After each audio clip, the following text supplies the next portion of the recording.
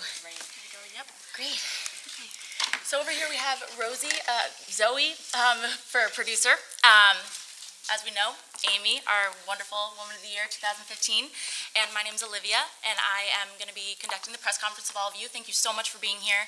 We're really excited about this, to have you here with us. So we are going to be starting questions with the Crimson, the Harvard newspaper right on over here, and then we're just going to go through for a little bit. Okay, great. Yeah. Hi. Thank you. So do you think that your upbringing and experiences in Boston have influenced the content and approach to your comedy? Oh, what a great question. Does my Boston upbringing influence my comedy? Well, I think maybe I could say that at times I have a very blue-collar approach. Hard work, lots of gentle teasing, attempting to, search for fair game. But, yeah, I think that Bostonians have to go through a lot of weather and traffic. And you get pretty hardy. So I don't know if I would necessarily group everyone from Boston having like a similar sense of humor, but I think it certainly helped. Sure. Other questions? I don't know if the mic's working. Oh, there we go. There we go. Okay. Okay, there we go. Switcheroo. Thanks. Okay. There we go. Hello, Amy. Hello. Hi. So in Yes Please, you say that the doing is the thing, the talking and worrying and thinking is not the thing. But you also talk a lot about, at the beginning of the book, how hard it is to write a book. I'm just wondering if you have any advice for particularly young women maybe on how to be bold creatively and do the thing. Thank you. I was interested in peeking behind the curtain a little bit. People, writers sometimes tend to like to pretend that all of their work just kind of arrived one day on their doorstep. And I do think writing is hard work, and a lot of it is the everyday, which is why it's not for the faint of heart. So I was interested in entering the book the same way I was writing it, which was like kind of slugging away at it. My advice to people is just that, is the everyday small actions kind of mean something. I think college students know this especially, like you kind of do this repetitive stuff every day and you wonder if it's really making a difference, and I'm here to say that it is, and it does. So my advice would be to just get out of your head, stop talking about it. Just do it instead. Talk less, do more, in general. Thank you. She says at a press conference. Do you have other questions around here? Hi. Hi, Ms. Poehler. Hi. This is very exciting. It is. So my name is Tess, and I'm a correspondent for On Harvard Time, which is Harvard's comedy news group. Oh. Something you may have some familiarity with. Comedy news, that is, obviously not us. So my question for you is that given that you have been surrounded by Harvard, you are in Boston and Cambridge now, what advice do you have for these young elitists who, even though they are elitists, are still dedicated? What advice do you have for those of us who wish to pursue comedy and really want to go down the path that you've paved for a lot of us? Well, my advice is twofold. One is that nobody can be you, and nobody can do what you can do. So your best and your most powerful and your secret weapon is to try to find who you are, find your own voice, try to write, produce, direct stuff that feels like it comes from you. And now I'm going to give you kind of opposite advice, which is also copy the things that people that you respect and admire, copy what they did. That's what I did. I went to Chicago because I wanted to study at places that Bill Murray and Gilda Radner had studied at, and I did improv because, Chris Farley was there. I just kind of followed the paths of people that were ahead of me, and walked in their footprints for a long time. So if you're looking for a path or a way to go, do that, take classes at UCB. But as far as pursuing your comedy, just try to find out who you are, and that should only take you like 30 or 40 years. Thank you very much. You're very welcome. Good camera work. And before we keep going down the line, I want to open it up to just anyone who has a question too, to just keep raising their hand when we're done. Okay, Go hi. ahead. Hi. My name's Juliette Pennington. I'm with People Magazine. And I wanted to ask you a twofold question, if it's okay. The first one is, what's your take on Deflategate? Oh, not much. I don't have any good jokes for that. No? No, excited about the game. Yeah, rooting for the Patriots. Well, I'm from Boston, so and the other Man of the Year, Harvard Man of the Year next week, Chris Pratt is a big Seahawks fan. So if only we could be here together. We could arm wrestle and solve it once and for all. Do you know where you're going to be watching the game? I think I'll probably be back in Los Angeles watching it, but Right. excited to watch it. Yes. Last question. What is your game snack food of choice for the Super Bowl? Oh God. That's a good question. Oh, it's important. America needs to know.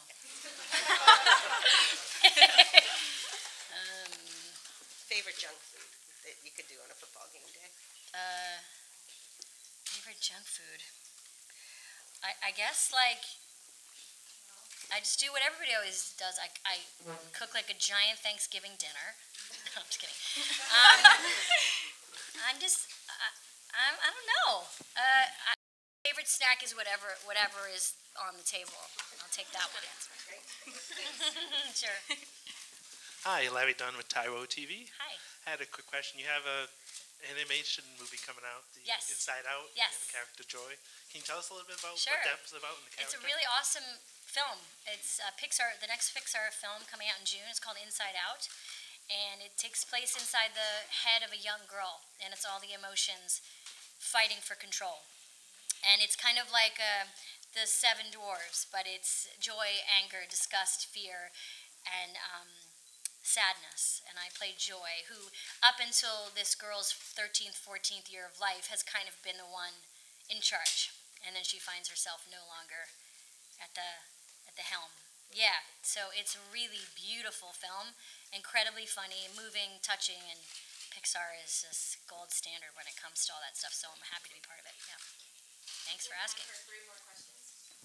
Yep. In the very back. Yep. On stage, you kind of alluded to, wanting more women in comedy. In Hollywood, the whole question about diversity is quite hot. Can you elaborate a little bit more on that? Well, to be clear, I was making jokes about the fact that there's 12 men playing women in the Hasty Pudding. And I was so happy to be able to roast right back. So fun to roast after just being roasted. Everyone is so warm.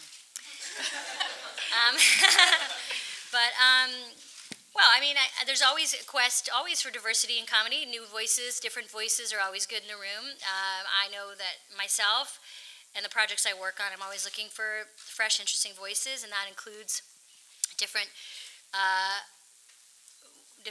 genders and different races and different ethnicities and all that stuff. So, I think that television right now is a great place for a lot of non-white male faces. Yeah. Honestly, how does it feel to be back in the snow? Can you give us the Super Bowl prediction? I can't give you a prediction, but I was really happy that I threaded the needle and got in. If this had been a day before, I would have probably been trapped. But I was really excited that I got to get in. And my parents sent me pictures. I'm from Burlington, close by, so they were sending me pictures of them digging out their driveway. And like most New Englanders, you're a little blasé about the storm. You're like, who cares? We've seen worse. Yeah, last question right here. So we got to watch you up here on the screen. They videotaped. They showed us the video here in the room, so we got to see your roast and look like you're having a blast. Yeah. And so, being a local girl, did you know in advance what to expect? Did you check in with previous winners? I took a look at some of the video, and I mean, it's a really illustrious group to be a part of. So I knew a little bit, but I still don't really know. I think I still have to do more. And I like that feeling, coming from an improv background. I don't mind being, ready and prepared, but surprised. So it's always exciting to be kept on my toes for sure. But the jokes that I did today, I did right, about an hour ago. Are you going to warn Chris Pratt? Are you going to let him find out? Oh yeah, I'm going to have to tell Pratt what to expect, and he's such a peach. I mean, he's gonna have such a good time. And I think my only regret is that we can't be here together. But maybe it would be just too much in one room. All right, that's all the questions for now. We're gonna do a very short photo op.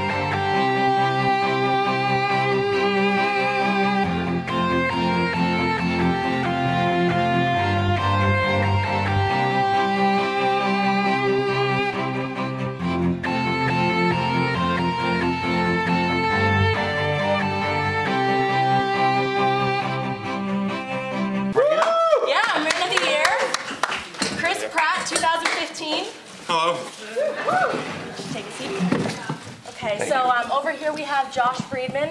He's producer of the show, 167, Oops, Madrid It Again. Chris Pratt, and I'm Olivia Mosley, the press manager. And so first we're gonna start with the Crimson over here with one question. Then we're gonna open it up to the rest of the floor for about 10 questions, I think. And then we'll have a little bit of a photo op. We'll have some boys in drag come in. It'll be great. Okay, so the Crimson. Okay. So who, in your opinion, is the best superhero? Emmett, Star-Lord, or Captain America? Wow. Oh. I'll have to say, it's such a hard question to answer if you're going to really answer it. I would say probably Captain America is probably the best superhero because he was the one I heard about the first as a kid. You know, I knew about Captain America when I was, not even 4 years old. So I would say Captain America. Great. Other questions? Hi, how are you? Hey, good. Good. So this is a two-part question. First is, what was your take on the Super Bowl? And second is, what are your thoughts on Deflategate? Oh, the Super Bowl was just truly amazing. I had so much fun. I'm a Seattle fan. It's our second year in a row that we could be at the Super Bowl. You know, I just felt very blessed and full of joy the whole time. And, you know, I'm a big fan of Russell Wilson. I think he's a great quarterback and a great leader. He, you know, got a little bit of flack for saying that it might, or I don't know if it was him who said it or other people who made the proclamation, but it was his faith that won the game against Green Bay. And, you know, I believe in God, and I think that, you know, he's not in the business of proving that he's real. So if the Seahawks would have won the Super Bowl, then everyone would know for sure that there is a God, and then you wouldn't have the opportunity to express free will and you know, be people, you know, it'd be like if everyone knew that there was a God, then, you know, you wouldn't... life wouldn't be, it would be meaningless. So that's how I sum it up. And Deflategate is, I don't know, anything with a gate after it kind of annoys me. like something gate, you know, this will probably be Bible Press Gate now or something. I don't know. Everything's a gate. I don't know. I've read a lot of different stuff, but you know, Tom Brady, there's no question. The guy's legit. You know, he's the real deal, and he's probably the greatest living quarterback so far, and to be eclipsed one day by Russell Wilson. Yeah. Now I have another Super Bowl question. Yep. I hope this doesn't hurt, but who do you think has had a better year, you or Pete Carroll?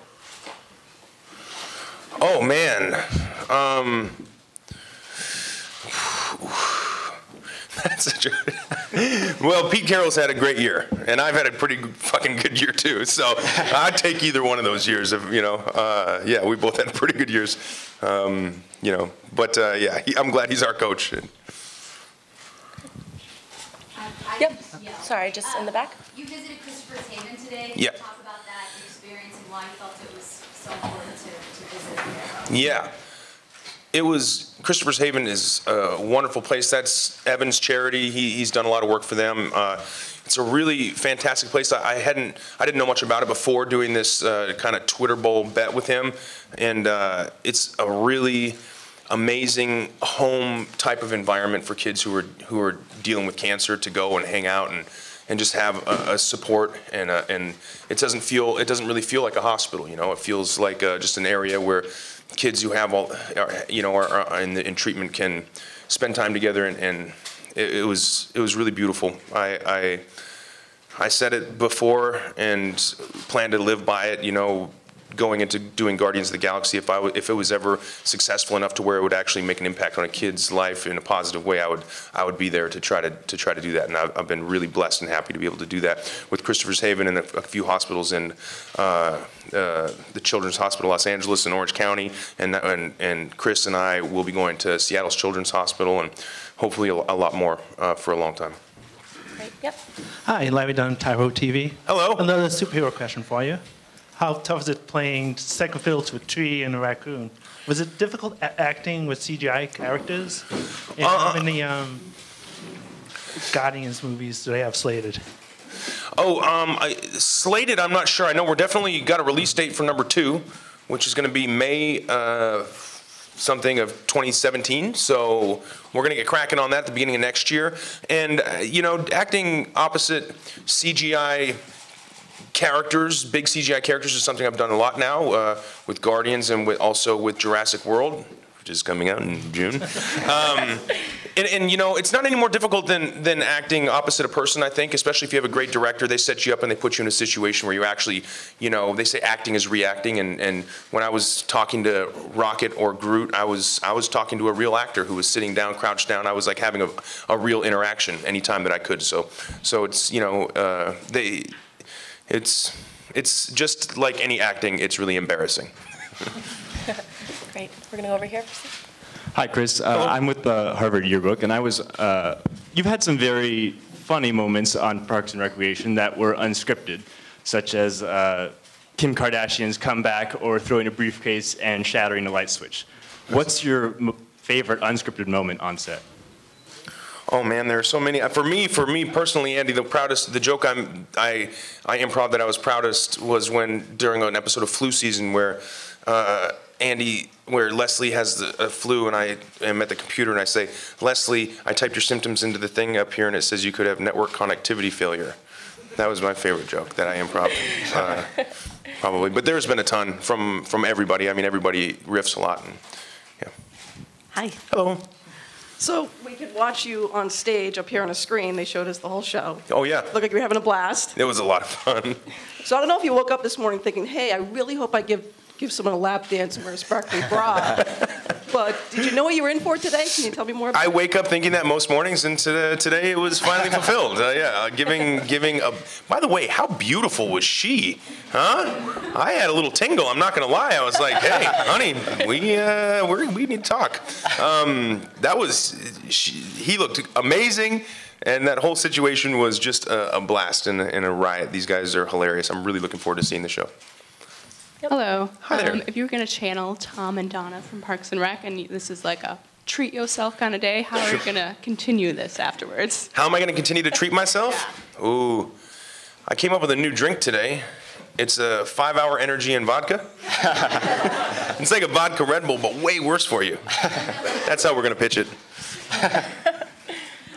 Hi, Megan Johnson, People Magazine. Hey, what's up? I wanted to know, as you know, there's been a lot of talk about you being the next Indiana Jones, and I wanted to ask if you were a fan of the original series, and do you think you could give Harrison Ford a run for his money? Oh, well, I'm definitely a fan of the original. I mean, I don't know anyone who isn't, and I don't think anyone will ever be able to, you know, fill his shoes.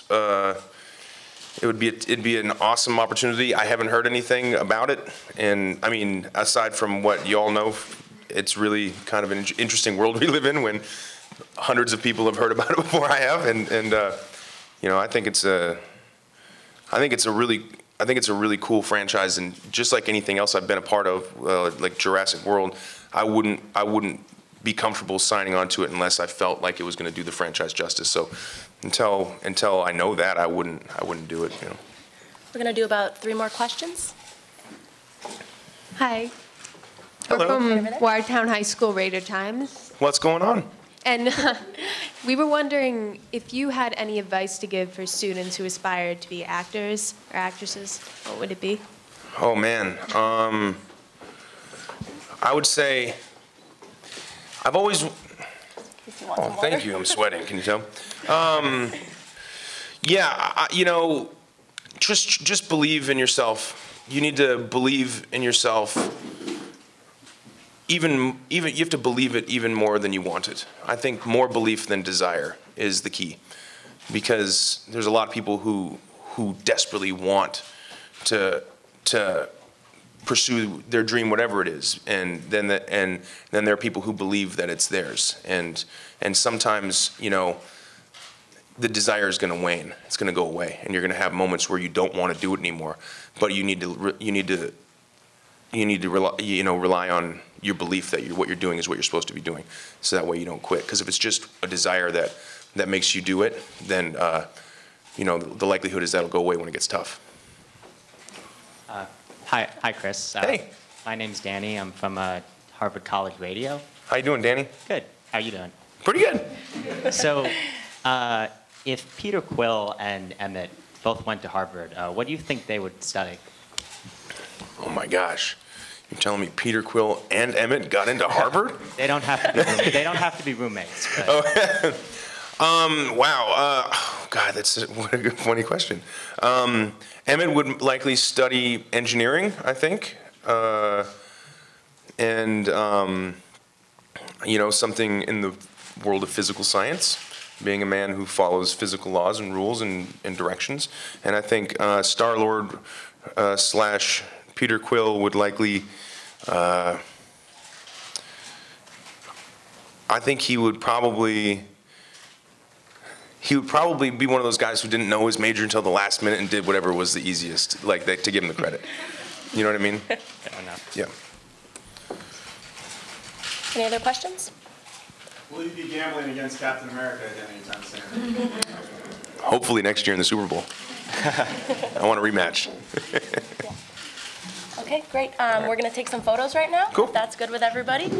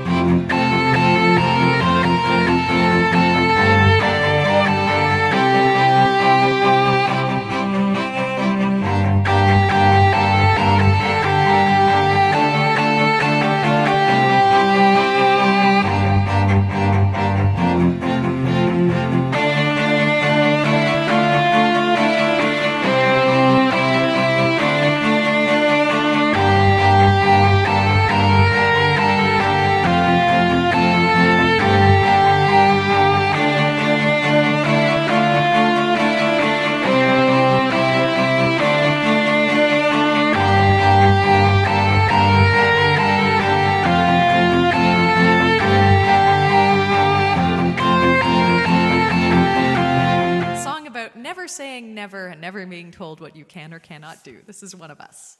A 1, 2, 3.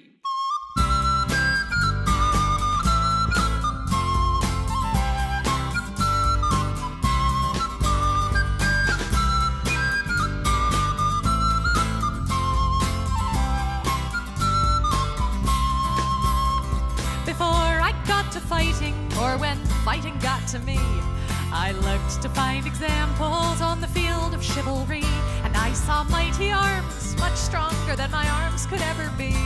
So I thought perhaps that field was not for me. But still I stayed and watched the fighting, till one figure stood apart, in armor newly fashioned, and a helm more pot than art. But each blow was thrown with honor and the lightness of the heart. So I took that step which soon became a start. 'Cause she was not the biggest fighter, nor one to raise a fuss, but I remember being proud that she was one of us. And we might never stand together in a shield wall side by side. Because of her I lift my sword with pride.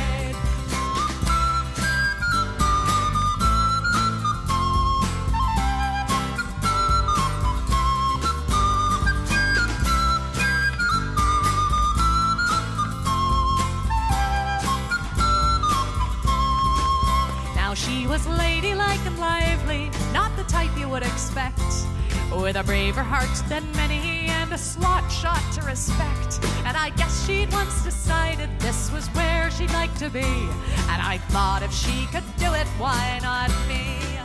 'Cause she was not the biggest fighter, nor one to raise a fuss.